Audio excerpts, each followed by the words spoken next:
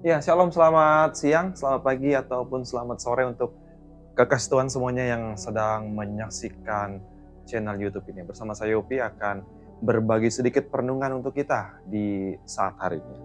Ya, untuk saat ini saya akan berbagi tentang tema atau judul adalah hidup seperti Yesus dengan kemurahan hati dan prioritas yang benar. Dan sebagai dasarnya itu ada di dalam kitab Lukas 12 ayat 30 hingga ayat yang ke-31. Bapamu tahu bahwa kamu memang memerlukan semuanya itu. Tetapi carilah kerjaannya, maka semuanya akan ditambahkan kepadamu. Ya, kesan semuanya dalam kebanyakan budaya kita saat ini, kita kadang-kadang lebih mudah memikirkan tentang diri kita ya, ketimbang memikirkan orang lain. Dan hal ini apakah baik? Baik, benar, kurang benar. Kenapa? Karena Bapa di surga mengajarkan kita untuk peduli dengan orang-orang yang ada di sekitar kita. Kenapa Tuhan juga menginginkan kita supaya kita hidup dengan kemurahan hati dan peduli kepada lingkungan sekitar.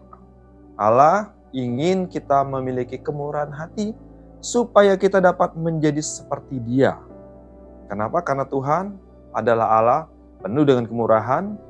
Dia mengajarkan kita untuk memiliki hati yang besar, kasih yang besar, seperti dalam Injil Yohanes 3 ayat 16. Kita udah tahu semua lah ya, bunyi ayat tersebut. Dan hari ini saya juga mau ajar kita untuk setiap kali kita memberi kekasih Tuhan semuanya, kita sebenarnya menjadi serupa dengan Kristus. Kenapa? Karena Tuhan mengajarkan kita untuk lebih banyak memberi daripada menerima. Bukan berarti kita menerima salah. Bukan seperti itu ya kasih Tuhan ya. Dan setiap kali kita memberi, sebenarnya kita sedang memperluas pekerjaan Tuhan. Dan ketika kita memberi, sebenarnya kita sedang memperoleh kemenangan rohani setiap kali. Kali ini saya mau ajak kita baca di dalam Lukas ya 16 ayatnya yang ke-9. Aku berkata kepadamu, ikatlah persembahan dengan mempergunakan mamon yang tidak jujur. Supaya kita tidak seperti mamon. Dan itu tidak dapat menolong lagi. Kamu diterima di kemah abadi. Artinya kekasih Tuhan, dengan kata lain, Allah ingin kita memakai uang kita, duit kita, berkat kita untuk menolong orang yang ada di sekitar kita. Khususnya yang tidak mengenal Tuhan. Ya. Dan ketika orang mendengar kabar baik, kiranya mereka boleh diselamatkan dan boleh mengenal Tuhan melalui hidup kita semua. Ya, itu harapan kita di saat hari ini ya kekasih Tuhan. Dan ketika kita berpikir seperti apa yang Tuhan pikirkan, maka itu ciri-ciri kita akan menjadi seperti Bapa di surga. Dan cara lain untuk hidup seperti Yesus adalah kita hidup dengan rasa prioritas. Mengetahui apa sih yang sebenarnya harus kita lakukan dulu. Nah, ini menjadi evaluasi untuk saya dan kita semua. Kekasih Tuhan, Yesus bertujuan dan Dia ingin setiap orang mengenal Dia. Tidak hanya lahir baru, tetapi juga menjadi murid Kristus. Pada bagian ini saya mau berbagi sedikit ya. Yesus pada usia 12 tahun, Dia sudah mengetahui rencana hidupnya. Dia ini mau fokus kemana gitu kekasih Tuhan.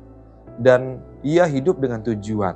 Dan pada akhirnya dia berkata ya di dalam Yohanes 19 ayat yang ke-30. Artinya dia sudah tahu nih apa yang dia lakukan. Ada yang disebutkan kata itu sudah selesai. Artinya tugasnya sudah selesai. Dan saya harap ketika kita mengakhiri hidup kita sadar, kita tahu bahwa oh, ini tujuan hidupku selama ada di dunia.